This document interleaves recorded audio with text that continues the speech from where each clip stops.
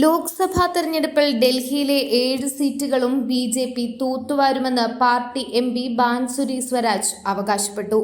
Aam Aadmi party Congress സഖ്യം സ്വാർത്ഥ താൽപര്യത്തിന് വേണ്ടിയുള്ളതാണ്. ഈ സഖ്യം നഗരത്തിലെ 7 പാർലമെന്റ് സീറ്റുകളും നിലനിർത്തുന്ന തങ്ങളുടെ പാർട്ടിയുടെ സാധ്യതകളെ ബാധിക്കില്ലെന്നും ഡൽഹിയിലെ ഏറ്റവും പ്രായം കുറഞ്ഞ ബി.ജെ.പി. ലോക്സഭാ സ്ഥാനാർത്ഥിയായ ബാൻസുരി സ്വരാജ് പറഞ്ഞു.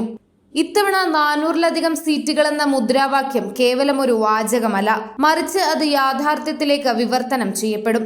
അർപ്പണബോധമുള്ള ബി.ജെ.പി. പ്രവർത്തകരുടെ സഹായവും ജനങ്ങളുടെ പിന്തുണയും ഈ ലക്ഷ്യം കൈവരിക്കുന്നതിന് കരുത്താകുമെന്നും അന്തരിച്ച മുതിർന്ന ബി.ജെ.പി. നേതാവ് സുഷമ സ്വരാജിന്റെ മകൾ കൂടിയായ ബാൻസുരി സ്വരാജ് അവകാശപ്പെട്ടു. എ.എ.പി. കോൺഗ്രസ് സഖ്യത്തിന്റെ സ്വാധീനം ഡൽഹിയിൽ ഉണ്ടാകില്ല.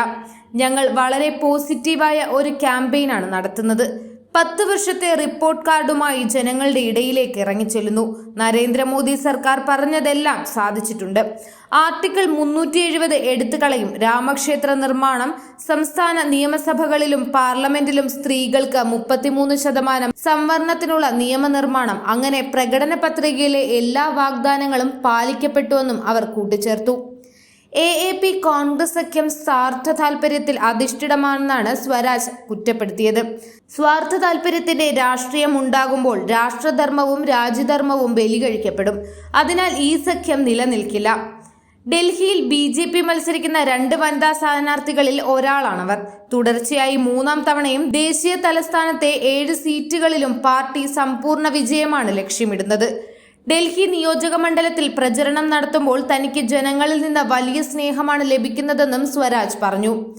വേദിയിൽ ഇരുന്ന് പ്രസംഗിക്കുന്നത് തനിക്ക് ഇഷ്ടമല്ല. കോൺഗ്രസുമായുള്ള സീറ്റ് വിഭജന കരാറിന്റെ ഭാഗമായാണ് ആം ആദ്മി പാർട്ടി ന്യൂഡൽഹി ലോക്സഭാ സീറ്റിൽ മത്സരിക്കുന്നത്. സോംനാഥ് ഭാരതിയാണ് സഖ്യത്തിന്റെ സ്ഥാനാർത്ഥി. കൂടുതൽ വാർത്തകൾ അറിയുവാനായി ഈ ചാനൽ സബ്സ്ക്രൈബ് ചെയ്ത് ഫോളോ ചെയ്യുക.